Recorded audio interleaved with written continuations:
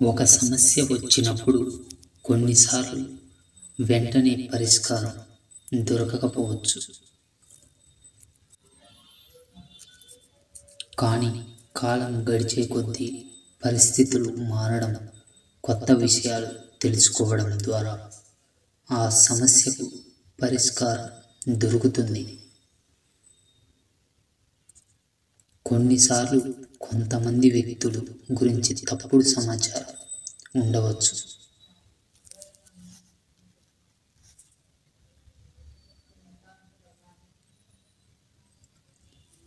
కానీ కాలం గడిచే కొద్దీ నిజాలు బయటపడతాయి. కాలం గడిచే కొద్దీ మన అవగాహన పెరుగుతుంది, కొత్త విషయాలు తెలుసుకుంటాము.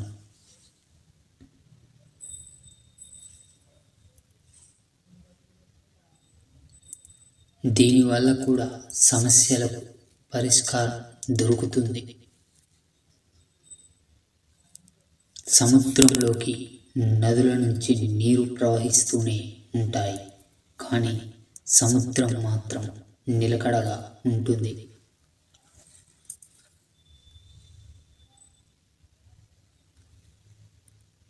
మన మనసులోకి రోజు ఎన్నో ఆలోచనలు వస్తూ ఉంటాయి.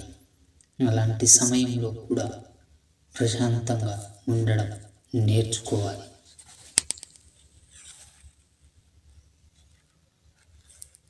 ఎన్ని చెడు ఆలోచనలు మిమ్మల్ని బాధించే జ్ఞాపకాలు మనసుని మెలిపెడుతున్న నిగ్రహంతో ఉండాలి. అప్పుడే జీవితంలో మీరు అనుకున్న స్థానానికి చేరుకుంటారు. అంతా మన మంచికే అనే ఆలోచన రావాలి. గతంలో మనకు నచ్చని, ఇలా జరగకుండా ఉంటే బాగుండు అనే ఎన్నో సంఘటనలు జరుగుతూ ఉంటాయి.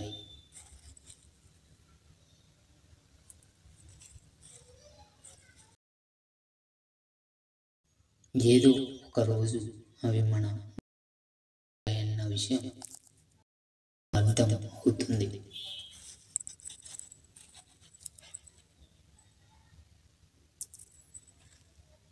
పాజిటివ్ యాటిట్యూడ్తో ఉంటే ఖచ్చితంగా సంతోషం మీ సొంతం అవుతుంది.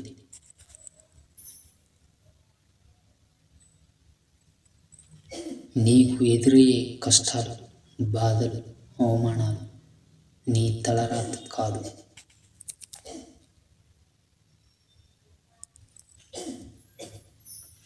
నీలో దాగి ఉన్న సామర్థ్యాన్ని బయటకు తెచ్చేవి. అది గుర్తించిన రోజు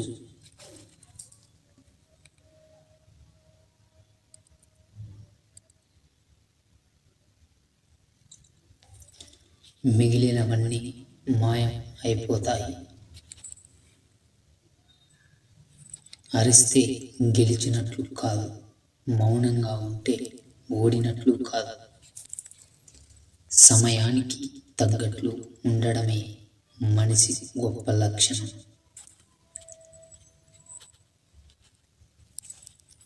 నీ మాటల కన్నా మౌనమే ఎక్కువ సమాధానం చెబుతున్నప్పుడు మౌనంగా ఉండడమే మంచిది.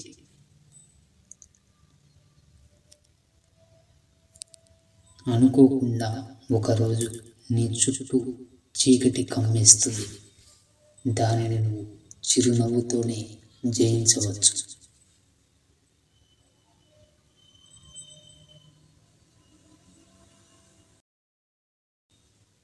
పదిసార్లు గెలుపుని చూసిన వారికంటే 100 సార్లు ఓటమిని తట్టుకునేవారే భవిష్యత్తుని బలంగా నిర్మించుకోగలరు.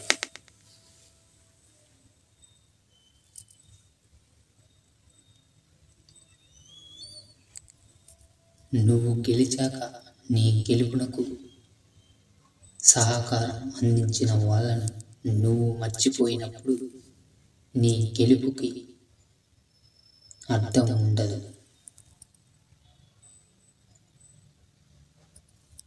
గడిచిన కాలాన్ని ఎలా తీసుకురాలేము. దాన్ని ఆలోచిస్తూ భవిష్యత్తుని పాడు చేసుకోకూడదు.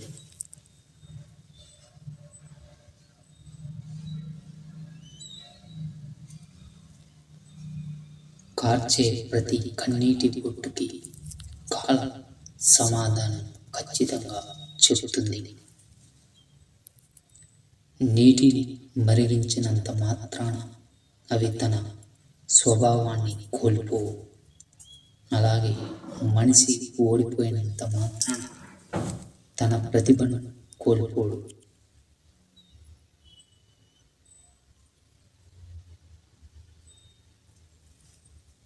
ఏం జరిగినా దానికి ఒక కారణం ఉంటుంది.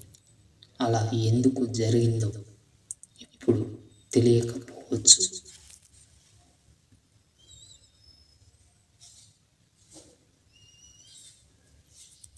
కానీ సమయం వచ్చినప్పుడు తప్పకుండా తెలుస్తుంది.